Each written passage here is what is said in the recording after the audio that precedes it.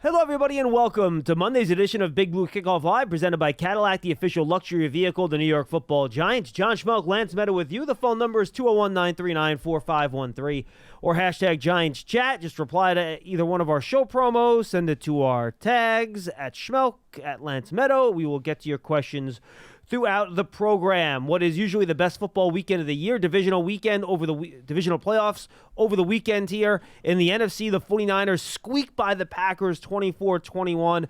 A nice game-winning drive by Brock Purdy in the fourth quarter to win that game for the 49ers after a Packers missed field goal from just 41 yards out. Lions hold on to defeat the Buccaneers 31-23 in a nice showing. And then in the AFC, the Ravens, the only real blowout of the weekend, all over the Texans 34-10, and that game was close at the half. They only opened up that lead late. And then the Chiefs, in a game that matched all of the hype, defeat the Buffalo Bills 27-24. And Les, I don't think we need to go one by one here, but you can just pick out some things that kind of stood out to you over the course of the weekend. The one I'll throw out there first, and this is similar to what we did last week, I don't want to be too repetitive, the running ability of your quarterback. I thought the playmaking was really stood out to me this weekend. You look at that Ravens-Texans game, Lamar Jackson threw for 160 yards. All right? He had trouble finding the guys open, I thought, but it was his ability to run the football and create something when nothing was there. You saw Josh Allen's running ability against the Chiefs on Sunday night, which was really a game changer. How many key third downs did he convert on the ground in that game? Did not get help on a deep pass to Stephon Diggs late, which was one of the better passes I've ever seen, about 65 yards in the air, right in the breadbasket. Diggs couldn't come up with it. And then, in the 49ers game, you saw Jordan Love until the bad throw late. He was able to create a lot in that game off platform. But, and we saw this with Daniel Jones 2 years ago with the Giants, right? The ability for the quarterback to run with it, and either run to run or even then run to throw. And you saw Patrick Mahomes make a number of big scrambles. He always picks the most opportune times to have those big scrambles throughout the course of the game. The ability for the quarterback to create something with his legs when maybe the defense calls the right coverage for your play. The cornerbacks lock up your wide receivers and nothing there. That ability for a quarterback to create is really a differentiator in these big games where one or two big plays here or there can really make the difference between a win or a loss. And I would say I think Baltimore and Buffalo probably stand out the most in those categories because, we even saw this at times with Jalen Hurts and the Eagles last season. When you need to account for the quarterback taking off and running at any moment or handing it off to the conventional running back, it puts a lot of stress on the defense. And that's what happened with the Texans in the second half. Because Lamar was just picking and choosing when he wanted to navigate traffic up the field, and they had absolutely no answer to that. Whereas in the first half, they were able to get some hits on him and sacks because he wasn't necessarily taking that liberty to run. And the Bills just gashed the Chiefs' defense. And Kansas City's had one of the best defenses. James Cook and Josh Allen, a 1-2 punch. But like anything else, if you take some risks late in games and you don't finish in the red zone, it comes back to bite you. Yeah. And that, to me, was also a big theme over the course of the entire weekend. Yeah, and I thought the Chiefs' run defense in the second half got much better. Sure. James Cook, he was dominating on first down runs in the first half, and Steve Spagnuolo said, well, you're not going to do that anymore. And they didn't. Yeah. And they really slowed down that Bills running game in half number 2. Another thing, Lance, to me, pass rush. And I think you saw in these games how important having a good pass rush could be. C.J. Stroud didn't have much of a chance against Baltimore in that game. They were in the backfield the whole game. I thought a big reason the Packers almost upset the 49ers was because they were all over Brock Purdy. He could not settle his feet and make throws. He was kind of all over the place in the first half of that game. You want to blame the wet weather or whatever, the bye, being a little rusty, that type of thing, that's fine. I thought it had everything to do with the Packers' pass rush, winning up front fairly consistently. They were harassing him in the backfield for much of that game. And then in the Lions-Buccaneers game, really nice job by Aaron Glenn. How many free runners at Baker Mayfield did they have in that game? Well, Aiden Hutchinson on a few. Yeah. Just untouched, unblocked. And the guys coming from the secondary on corner blitzes, just not accounting for them with your pass protection, or Baker not seeing them and getting the ball out hot like he should have. But I thought the Chiefs-Bills game, they actually did a pretty good job protecting their quarterbacks in that game. Those guys really weren't under pressure a ton in that game, at least in my opinion. But I thought the other 3 games, a big reason certain teams played well in those contests was because they were winning up front.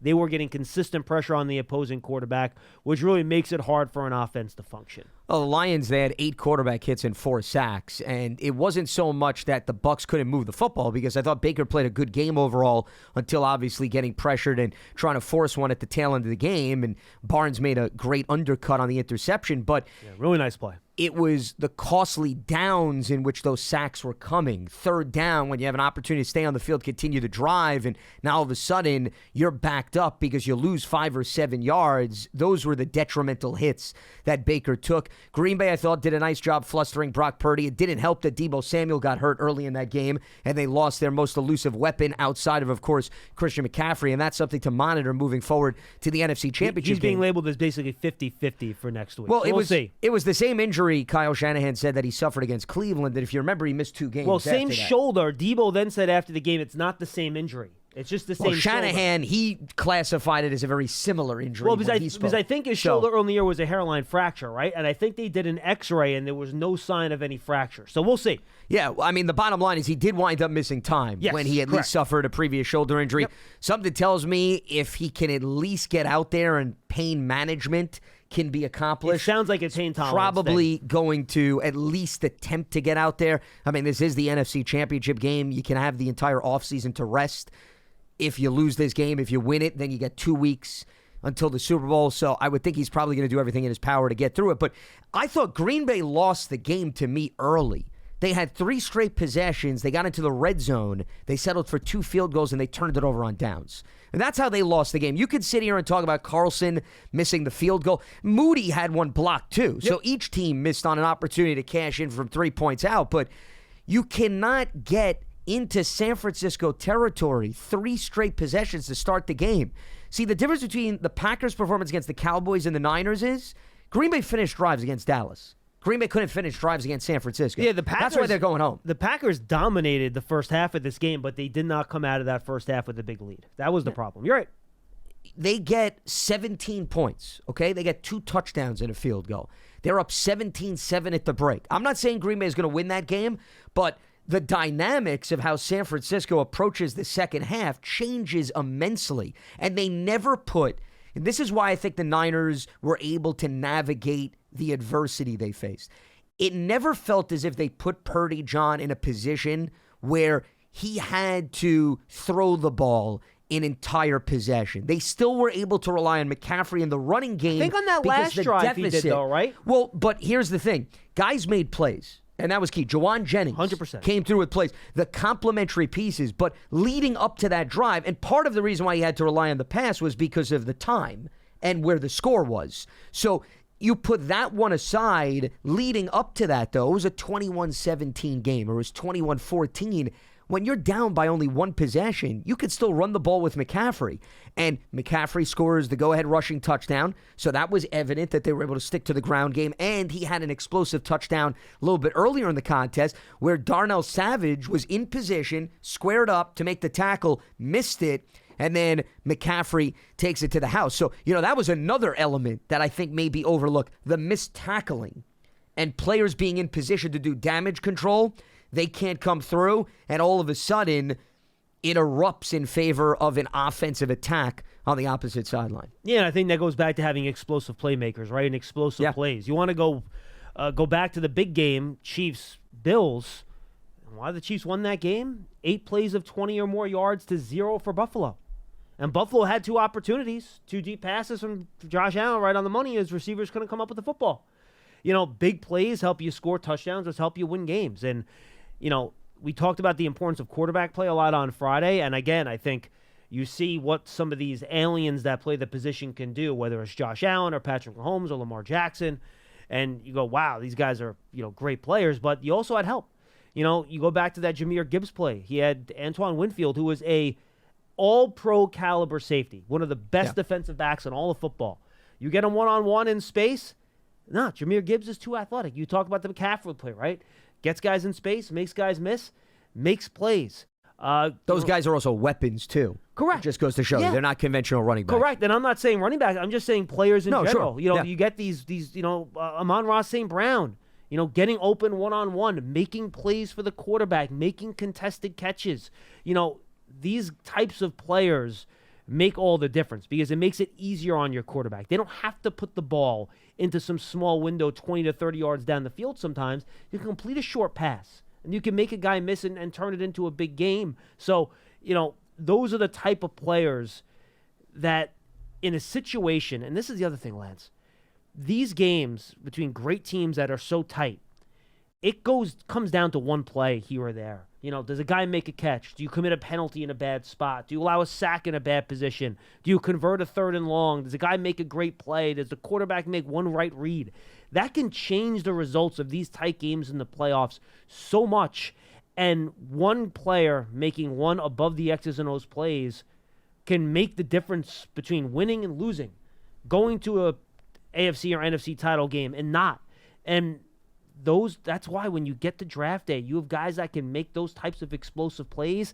They have to be a priority. And same for defense, right? You make one great pass rush, you beat a guy one-on-one, you can make those type of plays. Those big chunk plays that can swing a game in the playoffs can make all the difference. Well, and speaking of that topic, also, if you look at the impact that rookies had across the board for a lot of these teams that are moving on. I mean, we talked about Jahmyr Gibbs. Well, that was a first-round pick. You look at some of these other teams. I mean, I would even bring up Brian Branch, the safety for the Lions, on the opposite side of the ball. Had a couple nice games. Dalton Kincaid for Buffalo. Laporta. Yeah, Laporta, the tight end for the Lions.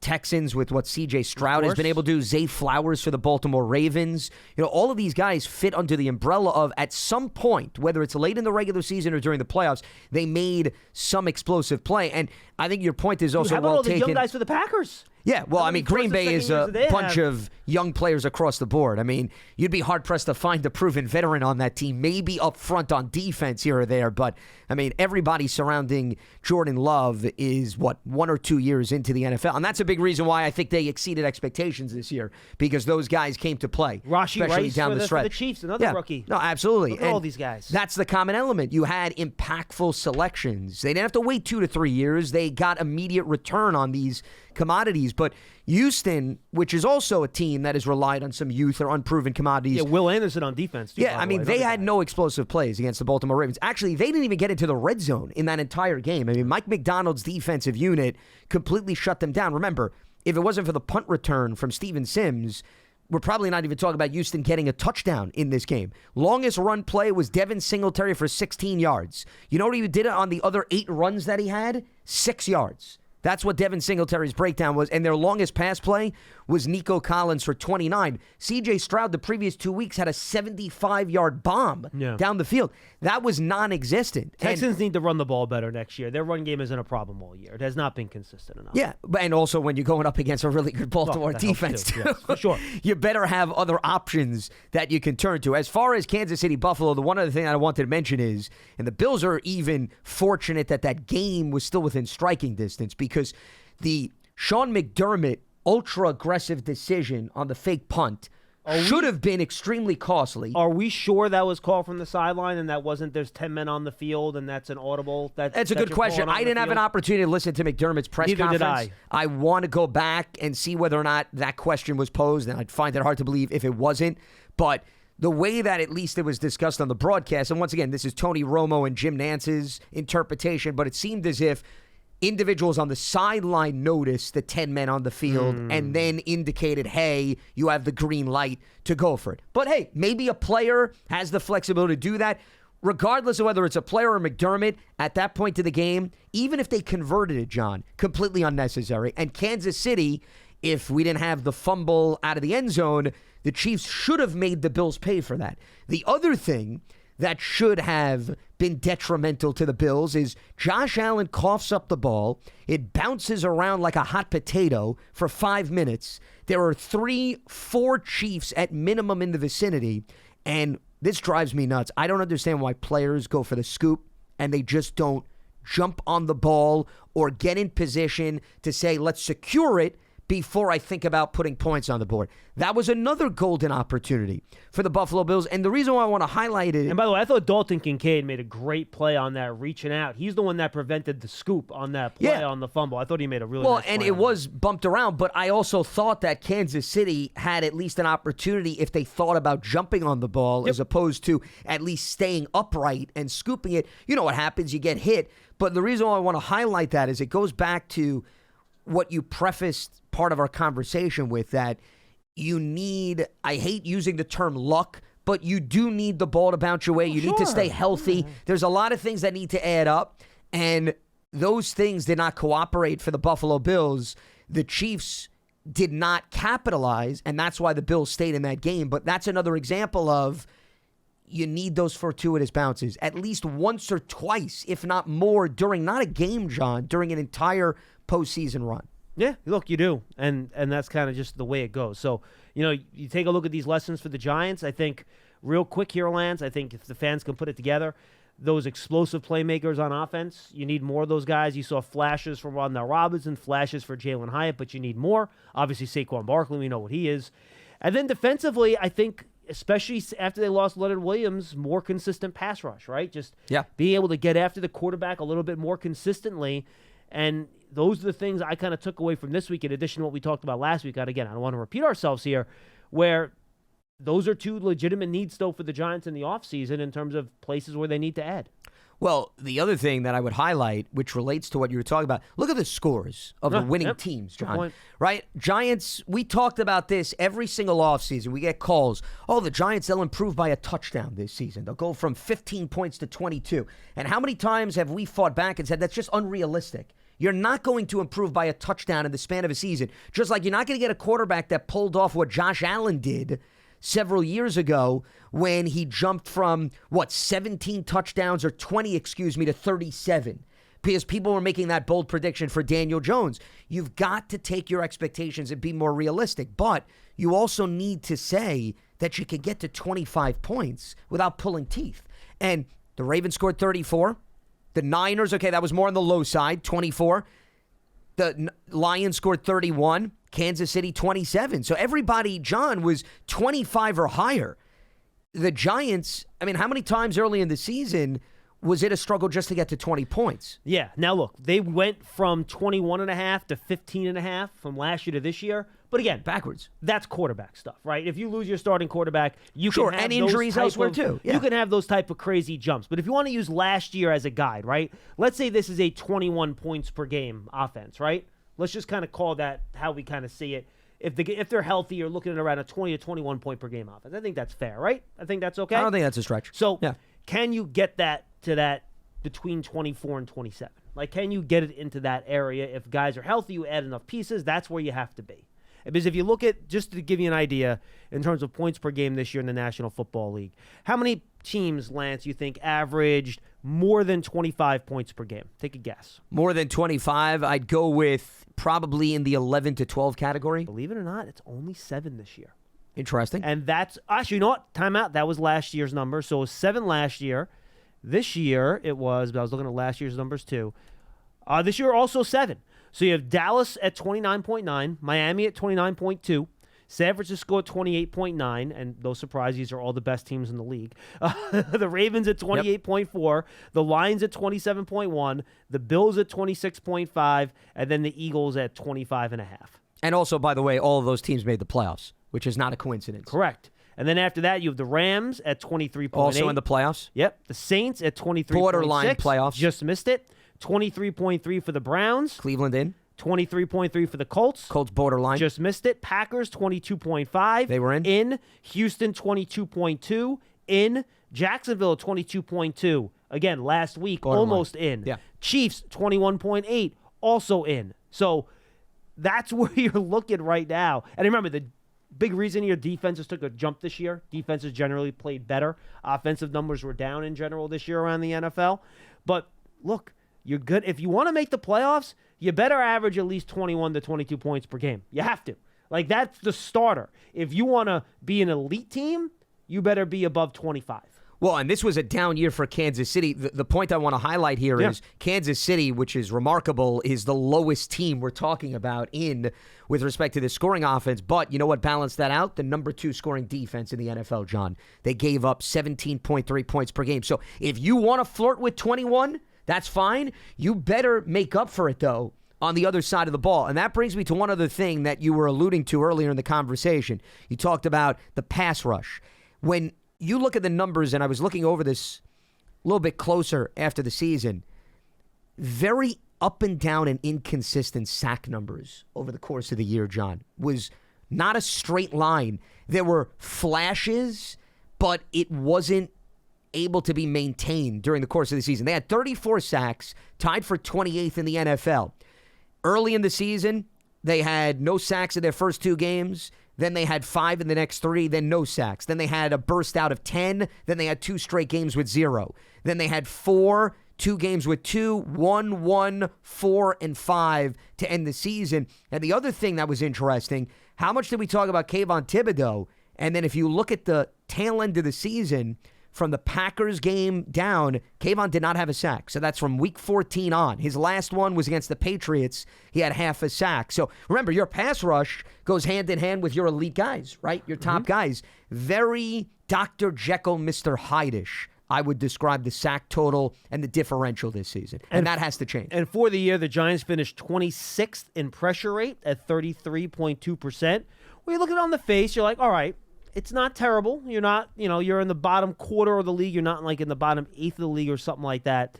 But then the fact that you're at 33%, which is where I mentioned it, yet you were number 2 in blitz rate at 54%. If you're going to blitz that much, you should probably create a little bit. And again, that's not even getting home, getting sacks. Well, but doing something disruptive. Getting near the quarterback, right? Exactly. Forcing, and, PFF, they track...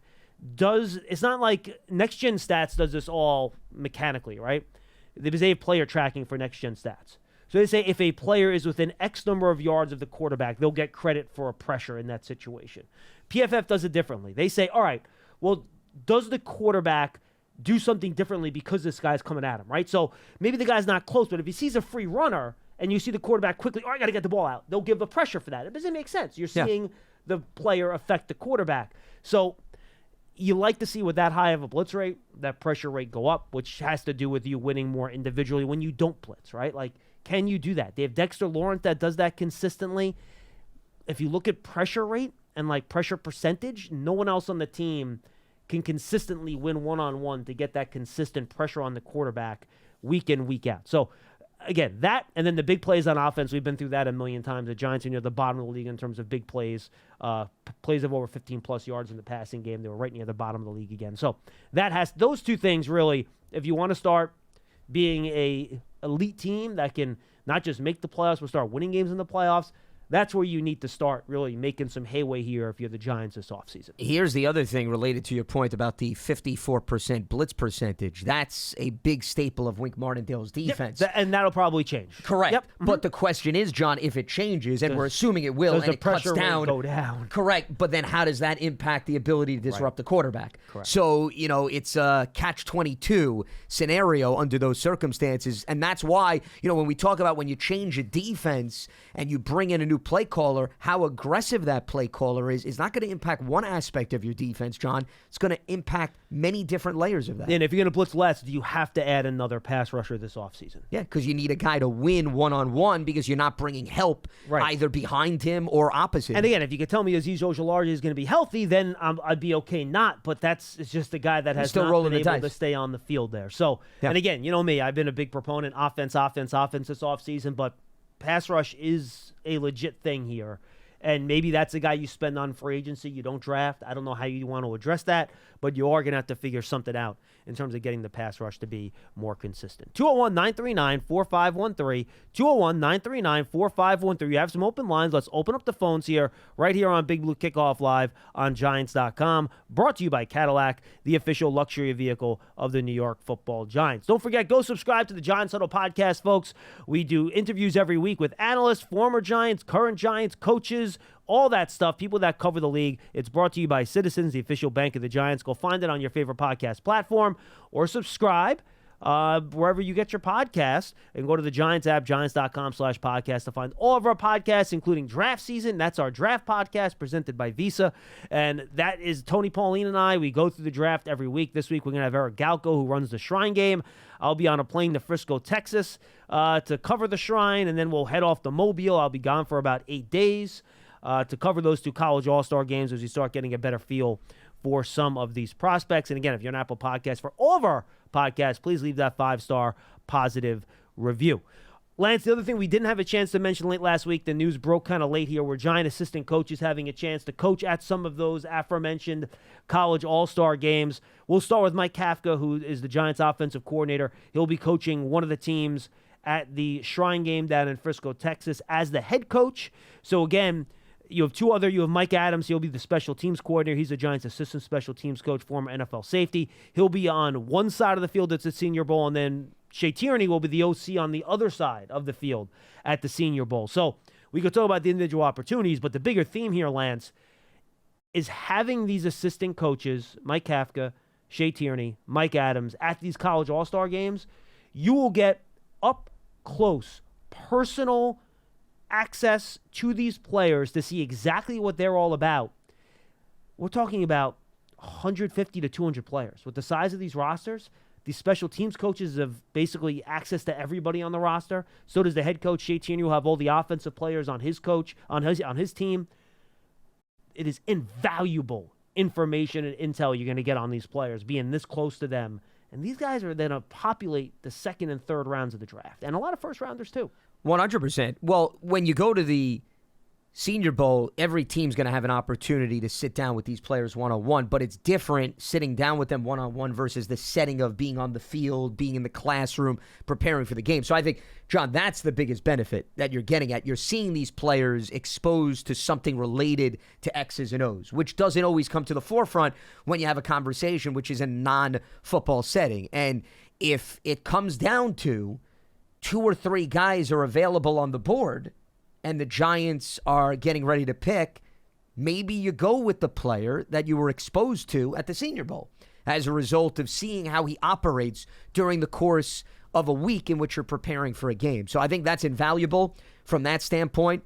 And if you're going to have these players come in through the draft, they're eventually, John, going to work with, those positional individuals or those coordinators. So it actually jumpstarts the process, which I think is beneficial and adds up in the long run. Any additional data that you could find. It's no different, John, than when the Giants and Brian Daboll, they're going to interview candidates because he still needs to fill out his staff. When you interview a candidate, if they worked with a player that's going to hit free agency, or maybe they were at the collegiate level and they worked with players that are going to enter the draft class, I would throw a question or two in about that, even though that may not relate to whether or not the individual gets the job, because you never know whether or not you can turn back to that and say, hey, you know what, I had a conversation with this individual and he told me 3 months ago, hey, maybe stay away from that player because he doesn't have a great work ethic. Well, Lance, do you think when the Bears went to interview Cliff Kingsbury last week to be their offensive coordinator, they might have mentioned something about Caleb Williams in that conversation? Do you think? Just a tad, maybe it came up. Yes. But that's the perfect example of what we're talking about with respect to Giants' potential candidates for a variety of positions, because the more and more you do homework and research on these coaching candidates, it's amazing how small this NFL community is and how individuals cross paths, whether it be on the collegiate level, the NFL level.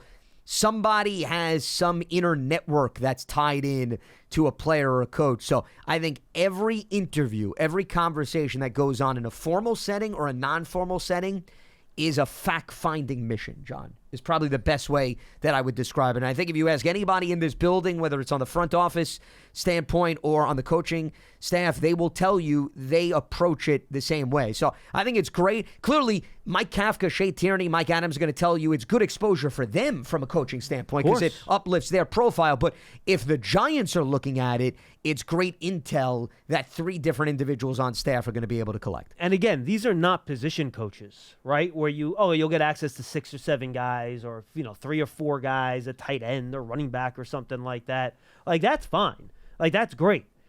To have a special teams coordinator there, again, you get access to the whole roster, and believe me, you find out very quickly which guys want to work and which guys don't based on how seriously they take the special teams. And it's an all-star game, too.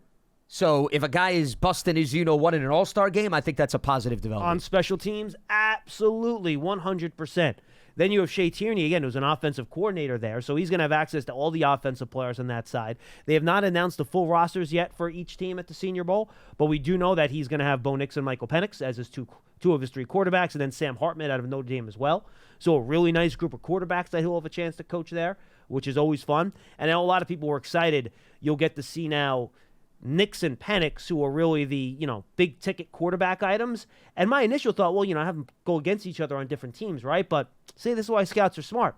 You want them throwing to the same group of wide receivers behind the same offensive line. Same evaluation. So you get the same exact evaluation. So it'll be fun to see those two guys on the field together on the same team. Yeah, I believe Jim Nagy, who obviously runs the Senior Bowl, he actually tweeted out the interesting fact that the two of them went head-to-head, mano-a-mano, and now they're going to be teammates. Yep. And I think that's the extra layer of what you're talking about, because it's hard in any level of sport when you have individuals in different environments, right? And you're evaluating, well, wait a minute, he's got a different offensive line, he's got different receivers.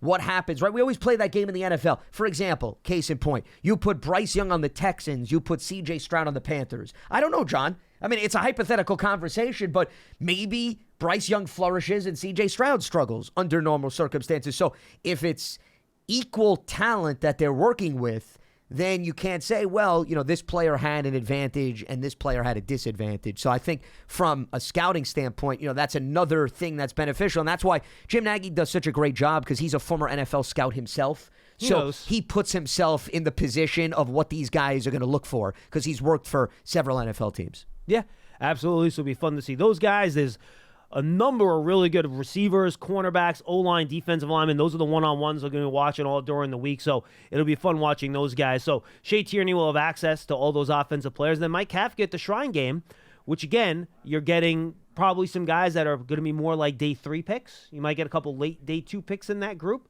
as well, but mostly day 3 picks at the Shrine Game. And he'll have an opportunity to have access to that entire team. And when you're trying to find those late-round picks, Lance, that's when it gets tough, right? These aren't guys that or in, playing these huge bowl games, and they're playing, Georgia, Alabama, and they're, monsters in those games. Those guys aren't at Shrine. So this type of insight to which guys are workers, which guys are smart, which guys can pick up scheme quickly, things like that. For Mike Kafka to have access to these guys, which again then comes back to the Giants, is just very, very invaluable.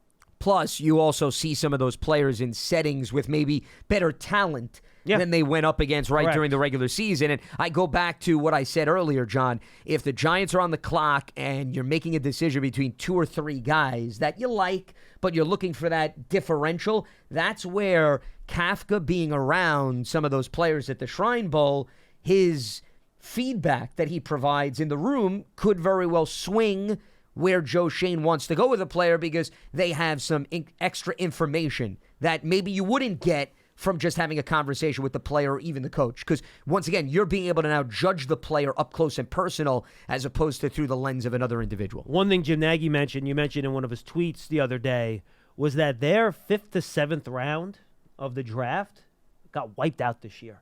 I saw that point that he made. With guys going, and this will be the last point, then we'll get to your calls here. We have a couple of lines, folks, by the way. So call in 201-939-4513, where this is the smallest underclassmen group I think I saw in history of the modern draft, where fewer juniors are coming out this year. It's almost unprecedented. So all these guys then move up, and your 5th to 7th round players, it's just a really, really small group, because guys go back, they can get NIL deals, they can make some good money in college. It makes sense. I'm not saying these guys are doing anything incorrect or anything wrong or they're making any mistakes, but it could be a little bit shallow at the back end of this draft here for some of these teams that have, maybe get a lot of compensatory picks and stockpile a bunch of 5th, 6th, and 7th rounders. Well, here's the exact tweet. I think we should read it for the audience. He tweeted this out on January 21st if you want to take a look at it yourself. And this is, once again, the coordinator director of the Senior Bowl. Jim Nagy wrote, quote, "Nobody's talking about it because few truly track later round prospects, but the combination of NIL money, name, image, likeness, widespread use of extra COVID year, and smallest junior class in over a decade completely wiped out depth of this year's NFL draft. By late December, our Senior Bowl board fell apart in rounds 5 through 7. Teams will either be trading away day 3 picks to preserve value or selecting players from their free agent sideboard in April." So that's an interesting last point that he made. Maybe, you're ultra aggressive in terms of signing undrafted free agents this year and using resources that way as opposed to finding some of those gems in the later rounds. I will tell you this. You might end up be drafting some of those free agent guys. Should. Is the problem. 100%. Right? But I think we're also going to separate the men from the boys, for the lack of a better phrase. in terms of what talent some of these teams find in the later rounds, because something tells me there's going to be several teams where you're going to be rolling the dice. And you roll the dice as it is, but the rolling of the dice is going to be bouncing around, I think, a little bit more than we've seen in recent history. All right, let's get to the phones here, 201-939-4513. Let's go to Jason in New Haven. He's up first here on Big Blue Kickoff Live. Hey, Jason. Hey, what's up, fellas? What's up? Good. Thanks for taking my call as usual. Make it quick. I had two questions for you guys. You can answer or take it off the air. So, just watching the playoff games these last 2 weeks. My question to you guys is, how far do you guys, when you look at these playoff teams, I want to know if you guys see a theme when it comes to these specific teams. Baltimore, San Fran, Detroit, and I forgot who the other team is, Kansas City. Outside of the quarterback play, because we know a lot of those teams have, top 5 quarterbacks on their teams, what would you say that those teams have that maybe we have and maybe we can, maybe we can use that as a strength going into next year? Do you guys see any themes between, now I know we're not a good team, we weren't a good team this year, but as far as maybe units or play calling, do you guys see the Giants far, far away from those 4 teams? Well, I'll tell you one thing that I don't think John and I brought up earlier, and it's an interesting question, Jason. I thought you were going to use my favorite term about closing the gap. I mean, that was my favorite last offseason, but everybody was obsessed with closing the gap on the rest of the NFC East Division rivals. So I commend you, Jason, for finding a way to make a point without using that phrase. So kudos to you. But in all seriousness, this is the most appealing position group, I will tell you, that maybe resembles or scratches the surface of what I saw this past weekend. The underratedness of linebacker play. Because you look at Baltimore, guy like Patrick Queen, what he provides that team. The Lions, we saw Barnes make the interception. San Francisco, Roquan Smith, yeah. Fred Warner on the Niners. If you have an every down linebacker, though he needs to know to go down after getting an interception. Yes. So that's why I'm not going to commend him from that standpoint. Right. But you understand, you have athletic linebackers. That's what I just pointed out with a lot of these teams that stay on the field for all 3 downs and are not liabilities in terms of coverage and are very aggressive in helping stop the run. And you look at what Bobby Okereke has done. Yep. The development of Micah McFadden, that is encouraging. If those guys can continue to play at a high level, maybe the new defensive coordinator is onto something. And the fact that Okereke, as we know, did not miss a down. So I'll use that group to highlight what you're talking about. I'm not saying they're equivalent, but I think the linebacker position is very much overlooked and underrated in today's NFL. And when you have guys that swarm towards the football, you're probably going to be able to make up for other issues that you have on your team. And Jason, the other one I'll point out, too, that we discussed it a little bit last week when we talked about the Kyle Shanahan trade. I think you need really good coordination on offense. And I think Todd Monken is shown to be a really good coordinator for Baltimore. Obviously, you have Kyle Shanahan and LaFleur in Green Bay. They're 2 of the better play callers in the league. You have, obviously, the Lions, their offensive coordinator, Ben Johnson. Yep. He's going to get a head coaching job, I think, this offseason cycle. He's excellent. Right. And then, of course, you have Andy Reid, who's one of the best offensive minds in the league and has been for a very long time.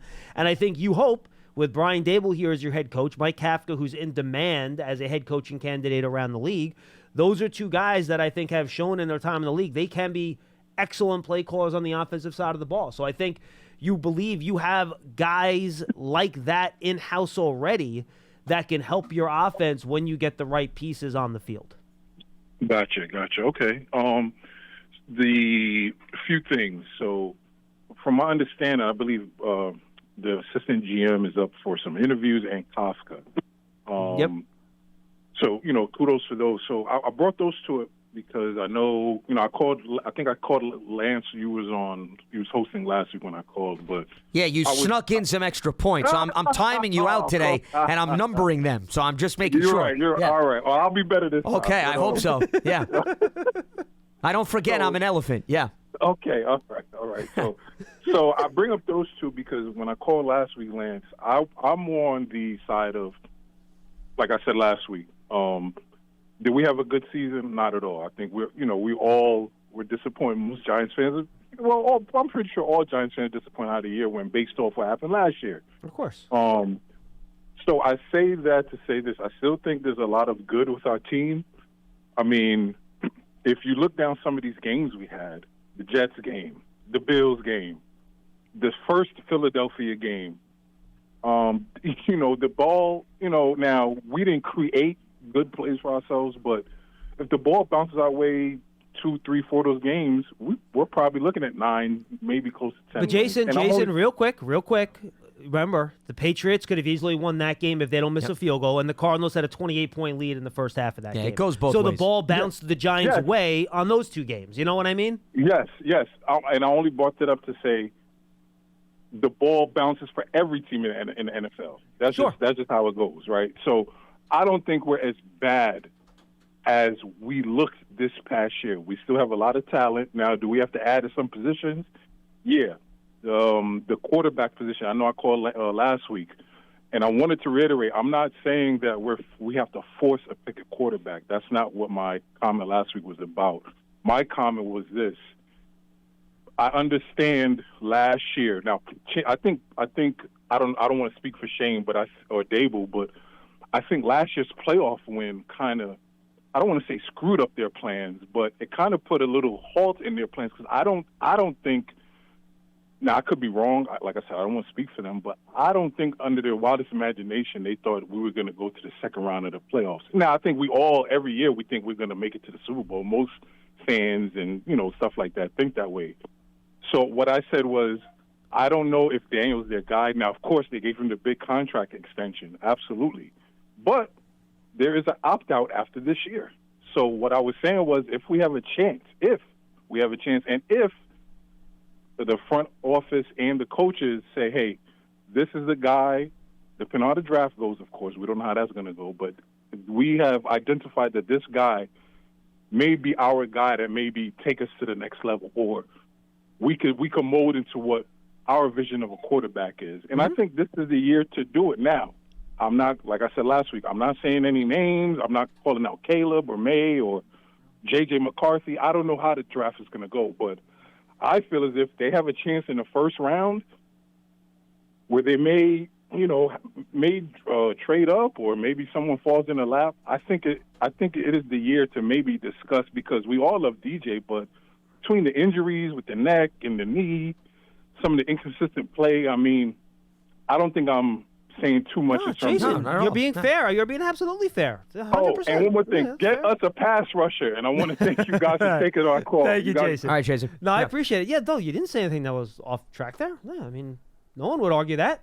Well, I mean, I think you and I had this conversation on Friday, and I would recommend if anybody missed the show to go back. I mean, we were talking about a lot of these scenarios and whether or not you'd have to move up, the fact that it's highly unlikely that they love 5 to 6 quarterbacks equally. And if 3 quarterbacks go in the first 3 picks, what do you do then at that point? So there's a lot of different scenarios. But yeah, if they love a quarterback, once again, Joe Shane said they have to address that position. And it could come through free agency. It could come through the draft. So is it a stretch to say the Giants may draft a quarterback? No, it's not a stretch at all, because once again, you're balancing needing depth at that position, number one, John. And then the other thing you're balancing is you cannot bank on Daniel Jones playing all 17 games. It's not that you're wishing ill will against him or that you hope that he doesn't stay healthy. It's just based on track record. You have to protect yourself. So no, that is not a stretch at all. Hey, look, and I'll say this.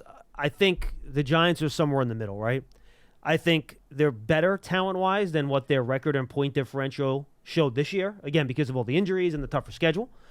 But I don't think, based on their talent, they're a divisional round playoff team either. So I think it's somewhere in the middle, right?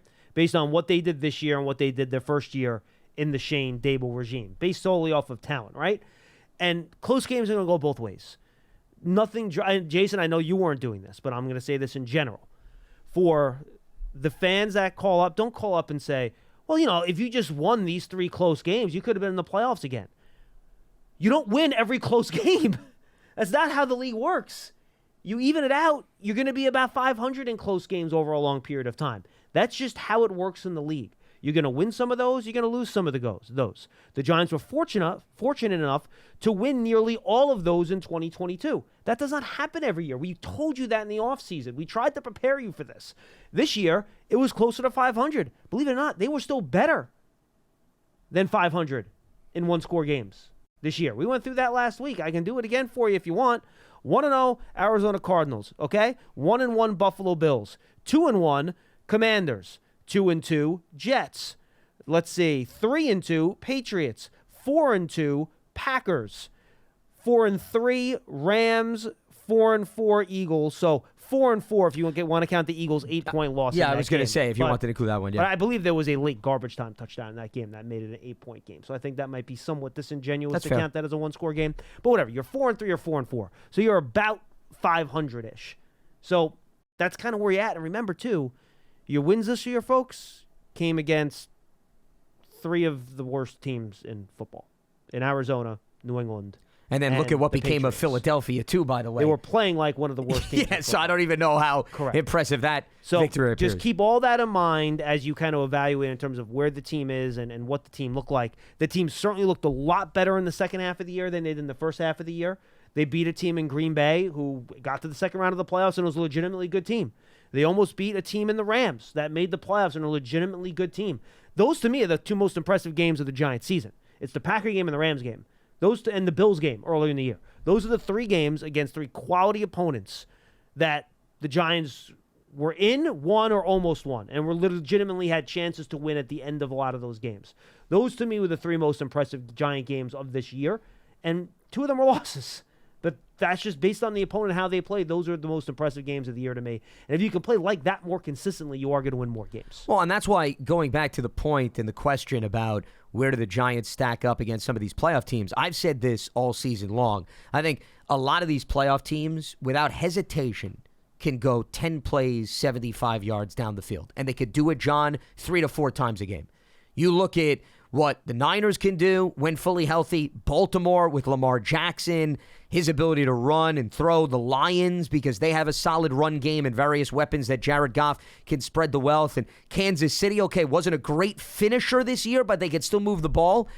I don't know if the Giants, if you put them in a position, John, where you said every game, can you give me 10 plays, 75 yards? Can you do it 3 to 4 times? Right now, I have to see more before I'm willing to go there. So, that's another thing that I think separates them. And the reason why I throw that out is, John, you talked about you need explosive plays, 100%. We've been talking about that ad nauseum this whole season. So let's say you don't have the explosive plays. Well, then you have to be able to just pound it or run the ball consistently. So meaning you got to put together the 10-play, 75-yard drive is my point. Which means you need a really good offensive line. Yeah, so that's why I'm looking at it through that lens more so than the explosive plays, because explosive plays are hit or miss. You can't necessarily go into every game thinking you're going to get 4 or 5 for 20-plus yards. But you could go into a game thinking, all right, if we cut down on the negativity and put together a decent drive and are good in the red zone, that's more feasible. Yeah, that's more realistic. All right, let's go to Harold in San Diego. He's up next on Big Blue Kickoff Live. Hey, Harold. Good morning. How you doing? We're doing great, sir. How are you? Good. Thank you for taking my call. I've been listening to you guys for a long time. You do a great job. I really appreciate your insights. Well, thank you for listening. I wonder what your insights are regarding the fact that they always say that Wink has a positionless defense. Now that Wink is gone, how do you coach a positionless defense? Do you get somebody like Wink, or do you start overhauling your defense? Well, look, I think, and Harold, really good question. When Wink says positionless defense, he still has specific roles in the defense, but he can put different players in those roles, right? Which is why he calls it positionless. So he can slide guys into different roles on the defense where your job is A, B, or C, right? Whatever. Are you going to be the, strong side, being lined up at the strong side linebacker? You're going to be lined up as kind of that, money safety player. But you can put different guys in those spots. That's why it's positionless, where he doesn't say, all right, you're the outside line, you're the strong side linebacker, you're going to line up on the tight end side every play, the same guy, play the same role. No, one play, that player might be the weak side linebacker. You might be a blitzer as a safety. One play, you're the, deep single high guy. The next guy, you're blitzing off the slot. So you still have guys that can play positions that are on the roster, right? Like Dexter Lawrence is a nose tackle. Like, he's a nose tackle. Bobby Okereke is a middle linebacker. He's a middle linebacker. Deontay Banks is a corner. Jason Pinnock's a strong safety. So while Wink ran a positionless defense, you still have guys that are fit from a talent perspective to play specific positions. So I don't think that necessarily puts you in a bad spot. Now, for a guy like Isaiah Simmons, that's a different story, right? Wink was able to put him in roles on his defense, which allowed him to be effective in certain situations. But is there a position fit for him that can take advantage of his skill set? So I think it depends on the player, but the Giants do have a number of their really good players on defense have positions where you can slot them into, and they're going to be just fine. I think it's more of a reflection of the versatility on the defensive side of the ball with some of the players. That's why I think he made that statement. I was going to bring up Isaiah Simmons is the textbook example of that. He's a versatile player, so you can assign him a different role depending on the matchup. I think Jason Pinnock's another guy he likes to move around. I mean, McKinney is an athletic guy as well. So there were at least 3 or 4 players that fit that bill, or even what he had Micah McFadden do in certain games, depending on the matchup too. Heck, even Kayvon, the way he had him dropping the coverage a lot and stuff like that. So I think that's kind of how you look at the positionless defense a little bit. Yeah, but that doesn't mean that if a new defensive coordinator comes in, Harold, he's looking at 11 guys and now all of a sudden he has to completely revamp things. He's probably going to ask those players to do things differently depending on his scheme. The role will change a little bit. It's not one of those where you've got to find somebody with Wink's mindset or else you can't work with these positions or this grouping of personnel. Okay, thank you. All right, good call, Harold. Appreciate it. Let's go to Brandon in New Jersey then. Pearson, we can screen one more if we got somebody calling in. Brandon, what's going on? What's going on, John? I called in with a draft question, but I do want to piggyback on your last caller. Sure. I have like a laundry list of stuff. You know, I just pile them up all year, and then I try to get them in as I call. But the guy kind of touched on one of them. Real quick, sure. I think for the next DC that they really should look for a 4-3 DC because I believe that this roster is better suited to be 4-3. You already have your Mike, Sam, and Will. If you retain Isaiah Simmons, you already got him. And then with Big Dax, let's say you just keep, maybe not Boogie and Ashawn, but if you just keep one of them and then, you know, hit on a draft pick or maybe a free agent or undrafted free agent, you know, what's his DJ? What's my DJ name? Davidson. Yeah, I would say, Brandon, I think there are 2 spots that I worry about, all right? I think one is your 3-technique defensive tackle. I'm not sure that guy's in the building right now.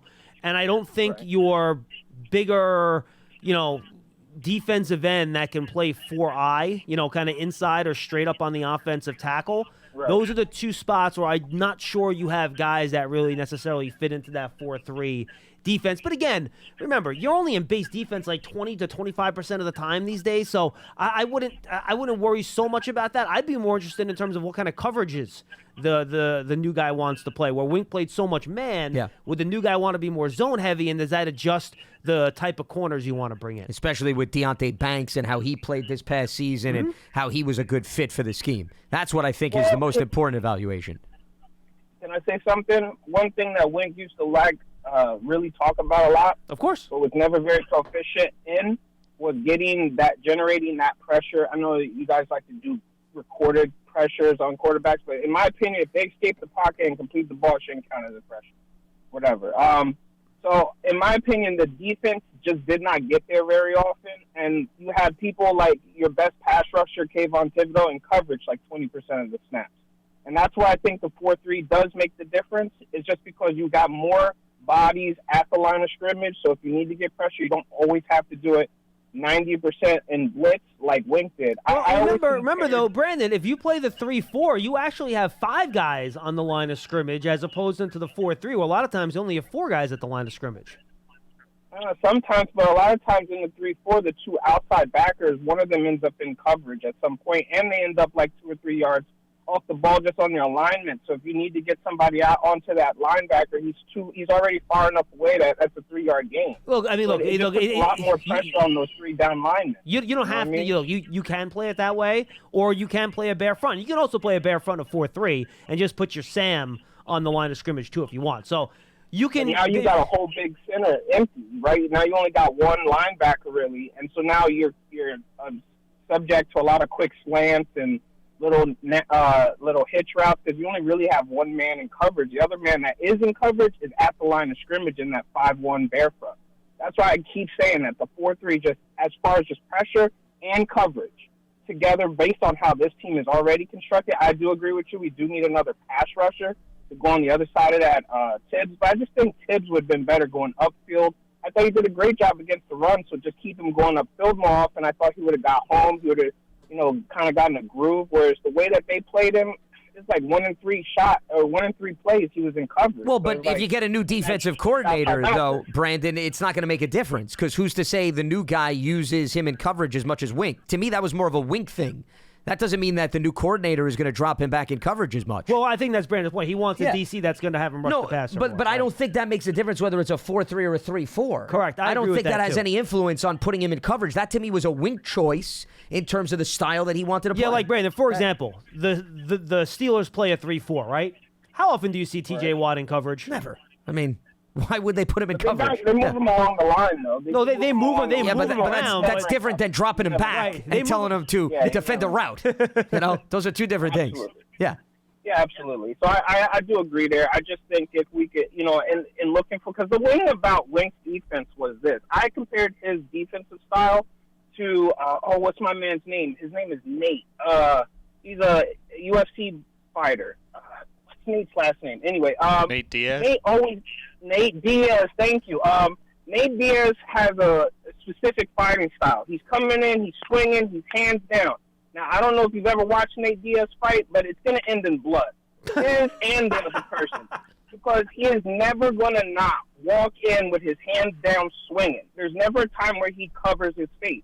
And that's how Wink was. That's his defense. So he's always coming, always coming, always coming. So then on 3rd and 17, bro, it's a wide open guy downfield. He's like, bro, why did we fight so hard to get the 3rd down and you're still blitzing? Like, come on, man, this.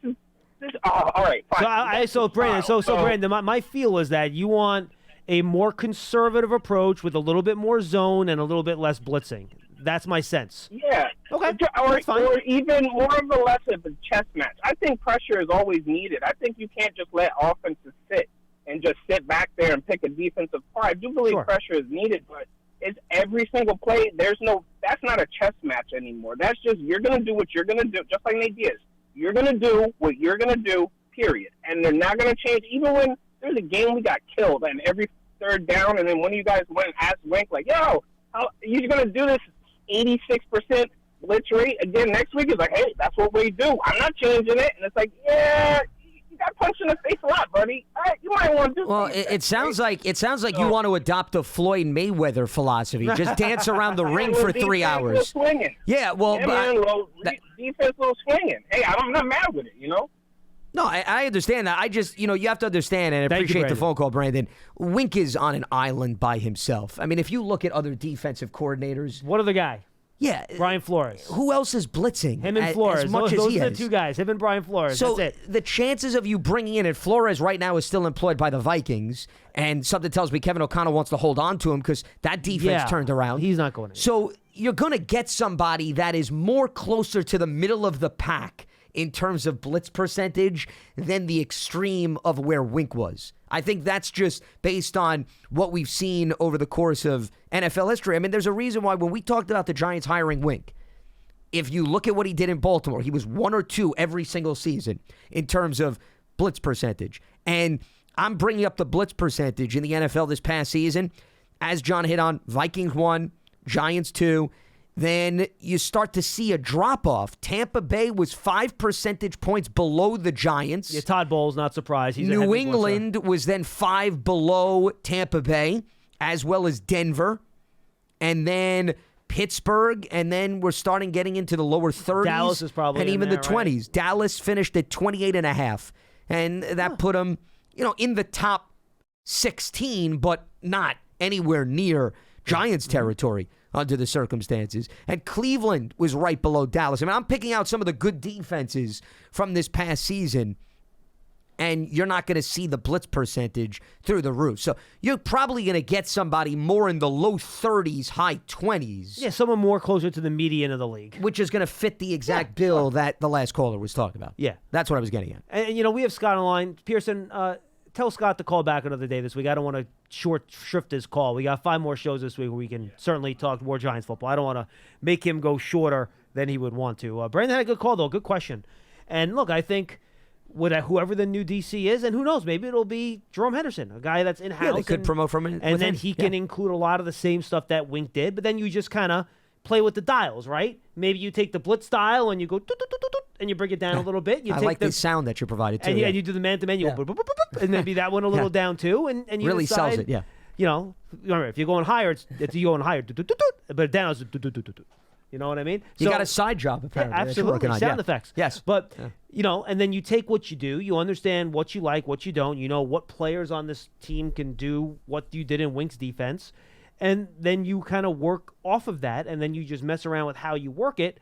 Because I do think there were some games, look, there is volatility with the way Wink called his defense, and I think that was the point Brandon was making, right, with the UFC fighter comparison. I don't watch UFC. Apparently, Pearson's a huge UFC guy based on his knowing Manny Diaz, which I'm very impressed by.